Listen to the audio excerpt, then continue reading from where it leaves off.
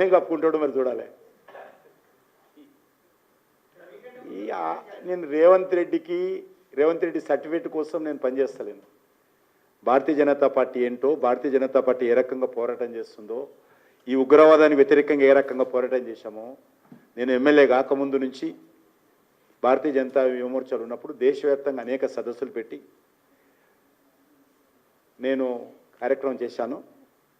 కాబట్టి ఇంటర్నేషనల్ లెవెల్లో సంస్థను ఏర్పాటు చేసి అనేక దేశాలకు పర్యటించాను నేను ఉగ్రవాద విషయంలో. నాకు రేవంత్ రెడ్డి లాంటి వ్యక్తి యొక్క సర్టిఫికెట్ అవసరం లేదు.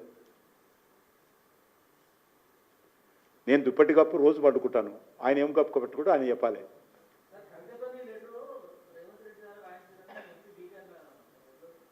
నాకు తెలియదు,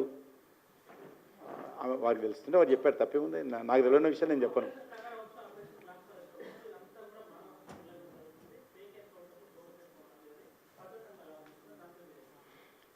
ఒకటి, ప్రజాస్వామ్యబద్ధంగా ఏ సంస్థ అయినా పనిచేసే అధికారం ఉంది, పని చేయవచ్చు.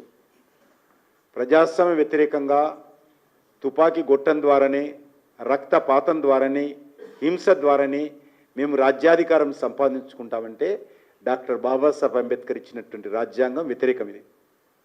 కాబట్టి ఒక దిక్కు చాలా పెద్ద ఎత్తున అమాయకులైనటువంటి ప్రజల ఇన్ఫార్మర్స్ పేరు మీద, పొట్ట కూటి కోసం ఉద్యోగంలో చేసినటువంటి పోలీస్ కానిస్టేబుల్ల మీద వందలాది మందిని హత్య చేస్తూ ఉంటే రాజ్యాంగబద్ధంగా ఎన్నికైనటువంటి ప్రభుత్వ బాధ్యత అందరికీ రక్షణ కల్పించాల్సిన అవసరం ఉంది. సివిలియన్స్ చేతిలో AK-47 పెట్టుకొని తిరగడం అనేటువంటిది మంచిది కాదు. కాబట్టి ప్రభుత్వ బాధ్యతగా వాళ్ళు చేస్తూ ఉన్నారు. ఆ దిశలోనే చాలాసార్లు కూడా చర్చలు జరిగాయి. కాబట్టి వైఖరి మార్చుకొని ప్రజాస్వామ్యబద్ధంగా ఈరోజు చాలామంది అండర్గ్రౌండ్లో పనిచేసినటువంటి వాళ్ళు కూడా ఓపెన్గా వచ్చి ఈరోజు మంత్రులు అయ్యారు. ఈ ప్రభుత్వంలో కూడా ఉన్నారు. అట్లా ఎవరైనా రావచ్చు, దానికి ఏ అభ్యంతరం లేదు. ఈరోజు ఈ ప్రభుత్వంలో కూడా చాలామంది మంత్రులు అయ్యారు ఇన్ఫార్మర్స్ పేరు మీద.